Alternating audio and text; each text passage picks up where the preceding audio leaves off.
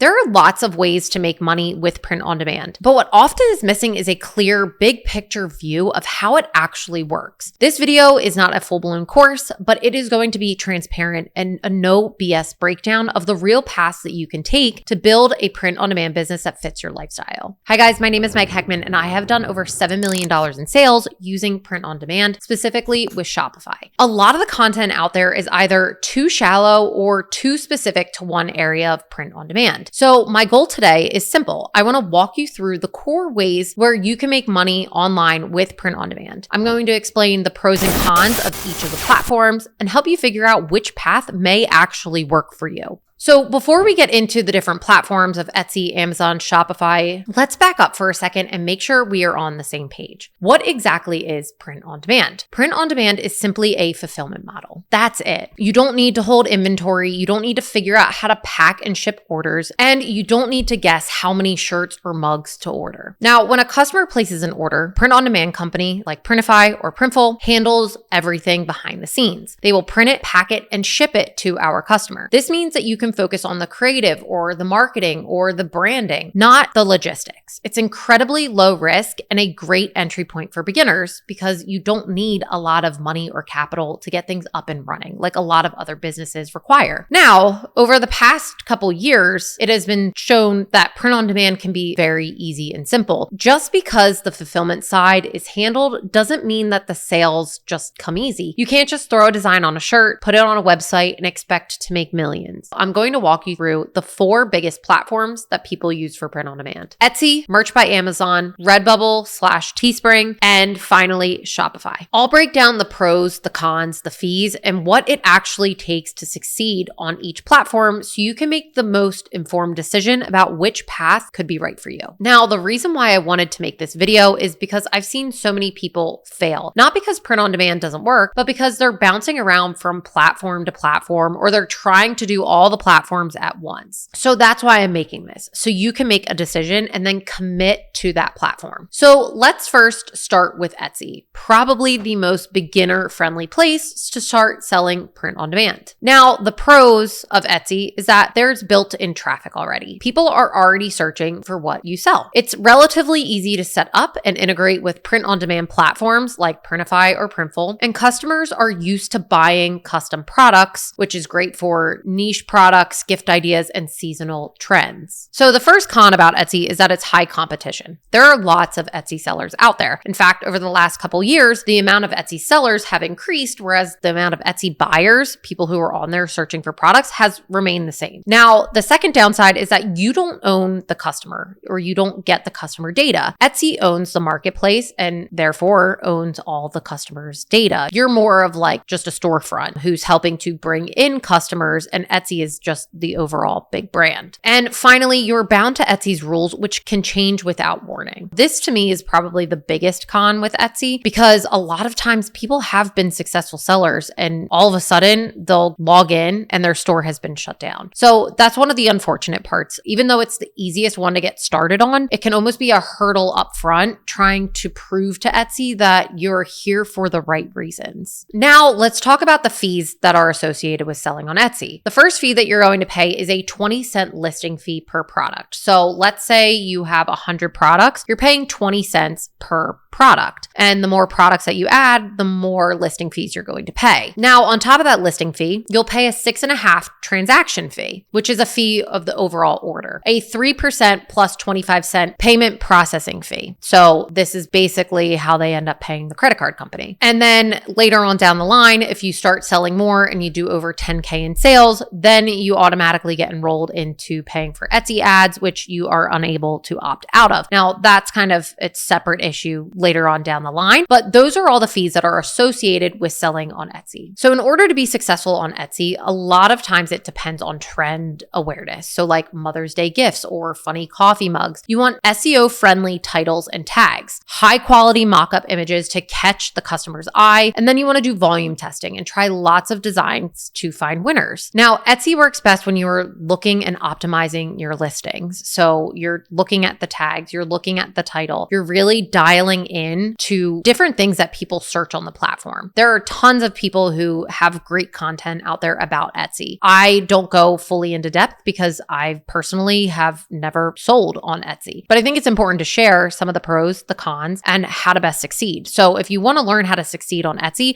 I highly suggest doing a simple YouTube search and find some of the biggest YouTubers in Etsy who really know what they're talking about. Cassie Johnson is a great person to turn to if you're looking to get started on Etsy. Who is Etsy best for? It's best for beginners who want to test designs with low upfront costs, or creators without a marketing background. Not as much upfront work goes into getting your Etsy store ready to go versus, let's say, Shopify. So it's a great place to get your feet wet. Now, the next platform that we're going to talk about is Merch by Amazon. This one is a bit different because it's an invite only, pretty much. But if you can get in, it can be a goldmine. Now, the pros is that you have instant access to Amazon's massive buyer network. I mean, everybody I think in the world knows what Amazon is. It's massive. It's a huge marketplace. But on top of that, you have no customer service, no inventory, and really no storefront needed. Amazon handles the printing, the shipping, and the returns. So you can be pretty much hands off. Now, the cons is the fact that it's an invite/application only type of situation. There are low profit margins. Amazon's listings that tend to do best are those that are priced the lowest. So you are going to have a lower profit margin on this marketplace. They, at the moment, have very limited customizations. If you're interested in having personalized type of designs, it's not really the best place for that at the moment. And it is a slow upload process due to their tier system. The way that Amazon works is like they'll give you 100 listings, let's say. Once you fill up all 100 listings, you then have to sell a certain amount of t-shirts. And from there, they will give you more and more and more. You'll go from like 100 to 500, and then 500 to 1,000, and then 1,000 to 10,000, et cetera, et cetera. You kind of have to build up this history within Merch by Amazon in order to scale their system. It's a little bit different than Etsy, where Etsy's like, yeah, have as many listings as you want because you're paying us 20 cents for every single listing, versus Amazon, it's more of a tiered. They want to see the history of you can produce really good designs, and then we're going to increase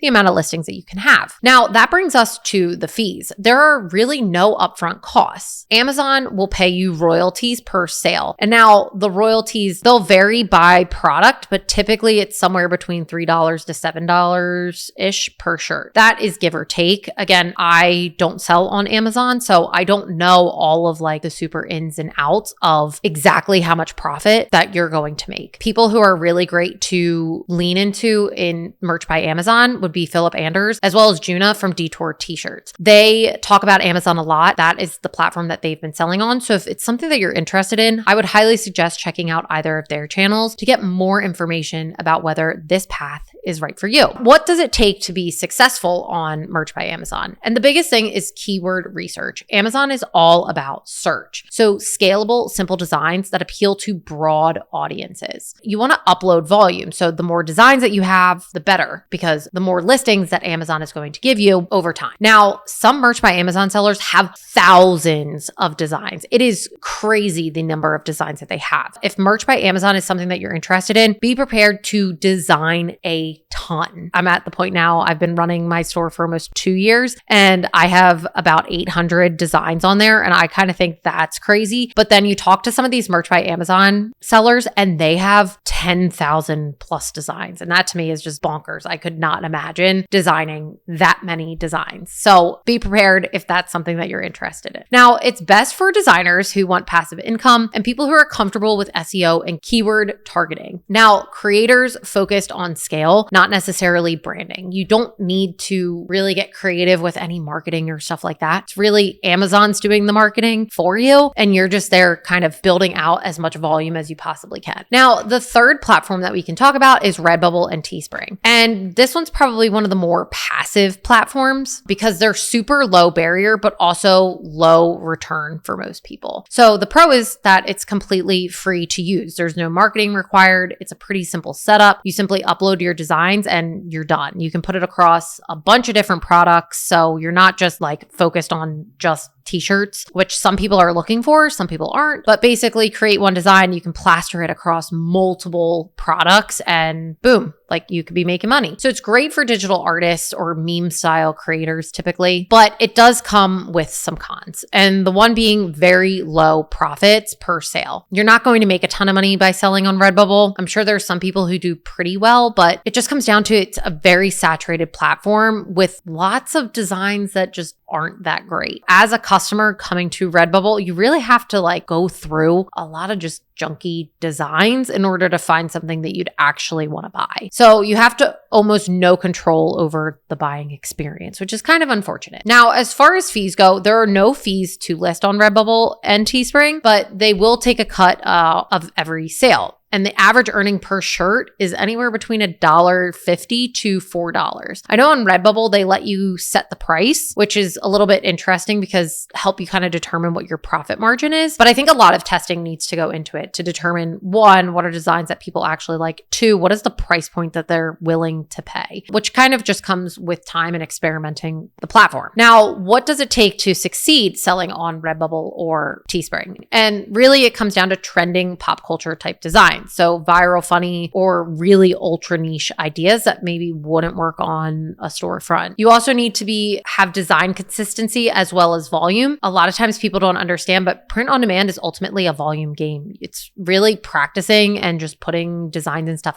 out there to see what clicks, what do people like, what are they enjoying, and then doubling down on that and making more and just continuing to pump out, which is why now my Shopify store is up to over 800 designs in one specific niche because I'm testing and trying to find winners all the time. Now, Redbubble and Teespring is great for casual creators who want to make side income, more like artists or illustrators with a backlog and lots of designs. It's really for passive income seekers who want to just throw some designs up there. And if they make $20 a month, they're pretty happy with it. So if that's something that you're interested in, it's definitely a low barrier entry type of platform, but you're kind of strapped when it comes to the profit margins that you can be making. Now, the last platform that we'll talk about is Shopify, which is more of a standalone store or website. And this is where I've done my $7 million in sales, but it's also where you'll do the most upfront work. So the pros of Shopify is that you have full control. You have control over your brand, you have control over your margins, you have control over your pricing and your customer list. You have unlimited growth potential. When you look at some of the bigger brands, like Highly Cosmetics is a Shopify brand. Gymshark is a Shopify brand. There are tons of big, huge Shopify brands who make billions of dollars per year. And it really comes down to building a brand. It looks and feels like a real brand and not a marketplace listing. It's ideal for those who want to scale with ads, emails, influencers, other forms of traffic. Really, we have the control over the way we bring customers into our store and ultimately the voice and the overall brand feel. Now, Shopify certainly comes with some cons. One, there's no built-in traffic. So unlike the marketplaces where people are coming to buy what we are putting up, it's very different. We have to be the ones who are driving the traffic, whether that be through influencers, whether that's through organic search or paid marketing. Shopify also comes with some monthly fees and app costs because there's different apps that will want to help run our site. Finally, there's a steeper learning curve associated with Shopify and around marketing specifically, which can definitely deter people who are early on into print on demand. So let's talk about the fees that are associated with Shopify. The first fee that you'll pay is a $39 per month Shopify basic plan. Now, on top of that monthly fee, we will also pay a 2.9% plus 30 cents per transaction if we're using Shopify payment, which is nice with Shopify because we don't have to go out there and find a processor. Shopify will do that for us. On top of that, we have some additional costs. So if you want to pay for a paid theme, which is definitely not necessary, but some people prefer to do that. You can also pay for apps. You have to pay for an email software in order to email market to these customers. And then lastly, you can also budget for ads. So in order to drive traffic to your standalone store. Probably the biggest con is the fact that there's definitely more of a learning curve when it comes to Shopify, as well as more setup. If you also look at it, I think there's more of a payout with Shopify. So kind of like putting more work up front, but getting more reward at the end of the day. So what exactly does it take to succeed on Shopify? And it really comes down to nailing your niche and your branding positioning. So building systems for product launches, email marketing, marketing, understanding ad strategy, or organic growth tactics are going to be things that really help a Shopify seller. So Shopify is best for entrepreneurs who want to build a real business or brand and people who are willing to learn and invest in the marketing. They are long-term thinkers who want to control their revenue and their brand. Now, I would say the last big perk of Shopify specifically is the fact that you can sell this business. Now, I know it's a part of Etsy's terms of service. You cannot sell an Etsy shop. So if you're somebody who's interested in scaling a store and then selling it, Etsy is not going to be the platform for that. As far as Amazon goes, I know you can sell Amazon businesses. I'm not sure if you can sell merch by Amazon accounts. So that's something that you'd want to look into if your plan is to scale that and hopefully exit. But you definitely can with Shopify. And I know that because of the fact I've actually scaled and sold a Shopify print-on-demand store. So it can absolutely be done. At the end of the day, the best platform for you is the one that aligns with your goals and your commitment level. If you're just testing the waters, Etsy and Redbubble are great places to start. And if you want to build a real brand with higher margins and a little bit more control, then Shopify is probably the move as long as you're ready to treat it like a real business. But remember, jumping from platform to platform or trying all the platforms at once won't help you succeed faster. It will only slow you down. So you want to pick one, go deep,